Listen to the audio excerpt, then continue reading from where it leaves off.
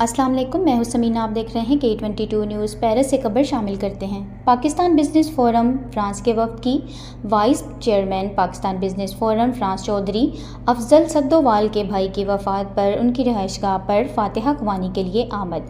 چودھری افضل سدووال نے کہا کہ 26 فروری بروز جمعرات کو نماز جنازہ دن کے 1 بجے نماز ظہر کے بعد ادارہ منہاج القرآن میں ادا کی جائے گی۔ نماز جنازہ کی ادائیگی کے بعد میت پاکستان ان کے آبائی گاؤں سدووال گجرات روانہ کر دی جائے گی۔